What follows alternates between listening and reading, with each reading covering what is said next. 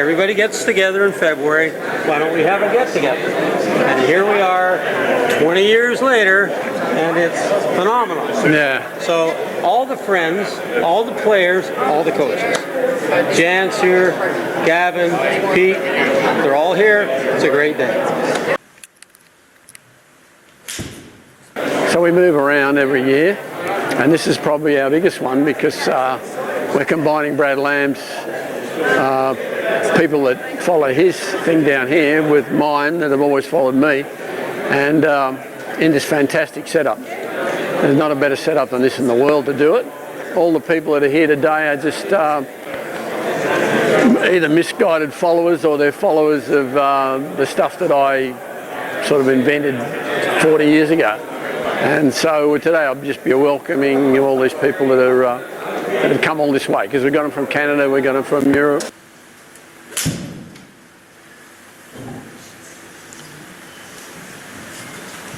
So that's just so easy for him, but he's been doing it for a while now.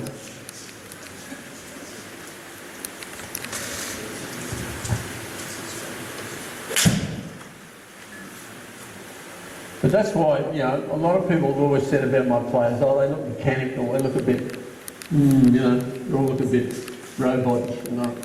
And if you look at all the guys that I've taught pretty much, they're all going to have that similar look. That's why people say, oh, that's that right-sided stuff. And because they can see something that they don't understand how it works. And they don't understand it, and it's different. Like Moses is different.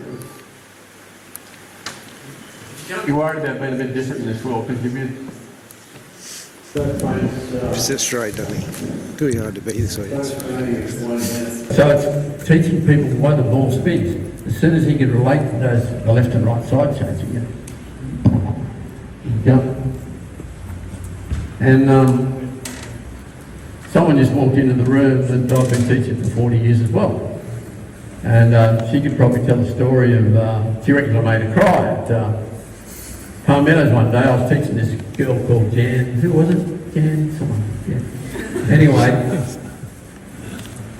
Carolyn Jolson walked over and asked, did she have a lesson? And I'm going, same as colours. I'm going, people like I'm teaching a bloody world-famous player. Anyway, she started hitting balls there, and I went up and said, just get that. And I went back to Jan again. So she tells this story about how I made her cry, right? All those years ago. But I still don't believe it. Thanks for coming. Yeah, so getting back to your games, we're all the same. We all have the ability to learn.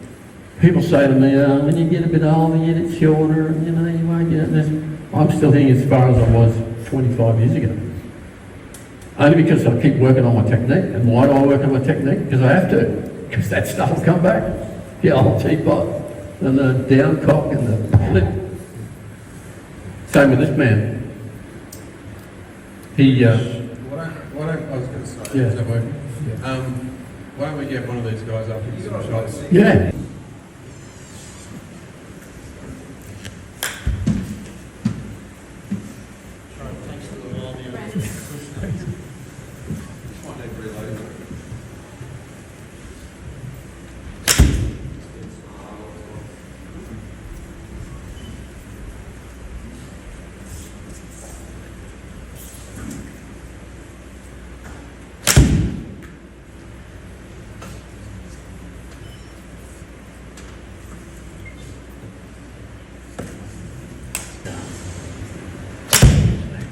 But the straight flight you see with top tour players is something that I just still, well, because I can't do it. He's got it, all the great players have it. Jan in her prime was WK84 had it. The straight flight that just comes out at that same height, same trajectory, because we can all hit good shots. But there's not many players who you look at when you play with them or you see them on tour that hit it through that same window all the time. They hit the same, through the same hole. So either that 7-iron goes through the same hole and wedge goes through. Distance control comes in. So if you're hitting the ball at the same height all the time, it's going to go the same distance. And that's what Tiger Woods used to work on. not how far, or he used to work on trajectory to make sure that if he's in an A line, everything's going to go the same distance. So what year did you two start working? 1993, I think it was. Maybe Cool. 94 in January, was it? 94 at Coolum, I think. Was that when I got the... Yeah, mate, how you going? On the putting green after Murph introduced us? Yeah, well, that was what happened. Was I was sort of busy on the range working with some players and stuff, and my mate John Murphy is no longer with us. He was walking around following this man, and they got talking, because they both like a chat. And so he said to Gavin, "Oh, how you playing?" He said, "No, I'm playing crap. I want to. We're going to try and see Gary Edwin this weekend." And he goes, and John goes, he's a bit Irish. He said, "Oh, mate, your lucky day. He's my best mate." So when John came back, he said, "There's a little guy called Gavin Coles. I'd like to catch up with you."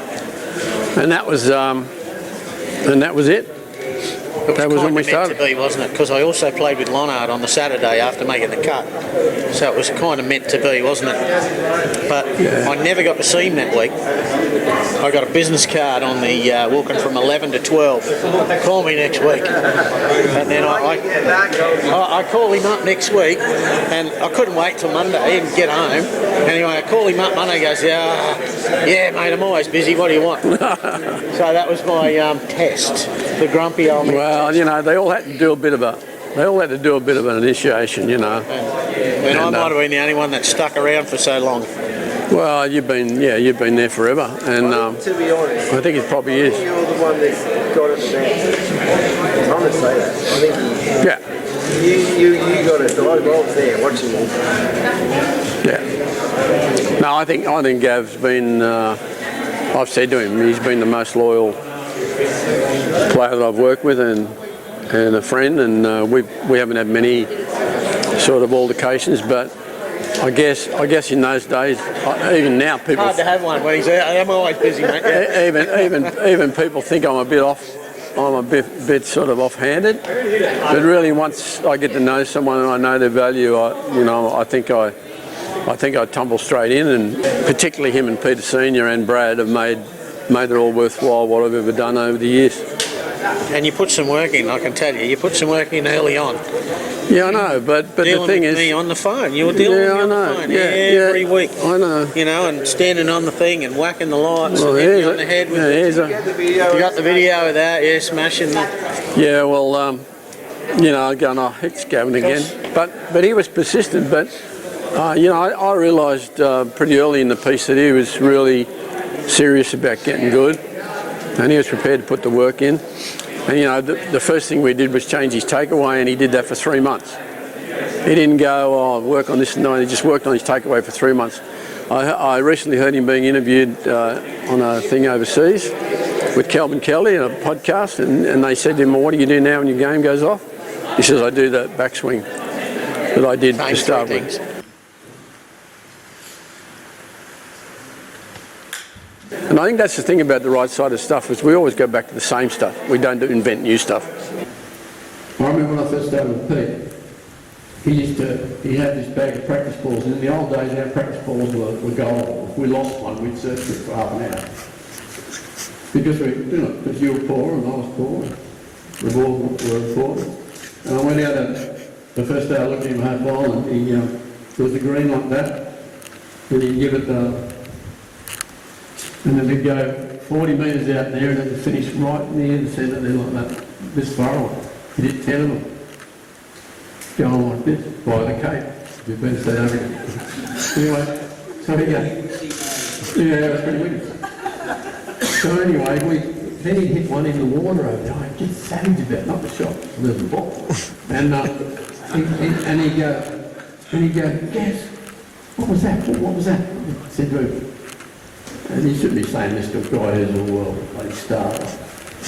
I said, "Pete, the one that bothers me is the one that goes near the flag and stuff like that." But we started working on being able to fade, and then once he could hit a fade, he used to say, when he did it, he'd say, "Oh, there must be a cut in the ball." But Then we were playing in a tournament over in America once, and Ricardo was caddying from. Was it America or England? Oh, it was Singapore. Anyway, Pete's got he's got to hook this shot around this tree on the corner on the dog leg. Then he just hits this shot, hooks the daylights out of it, and only moves about 3 feet. He turns around and says, "Thanks, Gav." Thanks, Gav. I can't hook it. But you know, you got to, this is why this place is so great. You got to learn why the ball does what it does. Anyone can. And the only thing I wish I'd have been able to, I asked him what you would do differently, and he said, I wish I'd have learnt to putt. And I now know that I should have helped him with his putting, because he would just putt around the clock, and now you think of how much we do technique-wise on putting. I mean, with Luke, I mean, I think I'm a better putter now than I was when I played on tour, and if I putted the way I do now, I would have won even more tournaments. So technique is really important, and the feedback you get from instant feedback, like with these, with all the TrackMan stuff, that's why the kids they won't have quite as bad as a lot of players, because they don't have to hit 100 balls to figure out why it's going left to right or right to left, or too high or too low. I mean, the feedback of the new stuff helps tremendously. We had this 3 on, and I just looked at it and went, I don't care what I do for the rest of my life, I'm not leaving that fella. Because that was the best shot I've ever. But they wanted me to use an idiot card, right? Because they wanted me to read it out. So I just said no. So the first 2 days I'm talking like this, right? And then on the 3rd day I said to this guy, listen, I think it's better if Jan and I just talk normal, right? I had the Yankee thing. I had so much hair like hers. I had a microphone in here.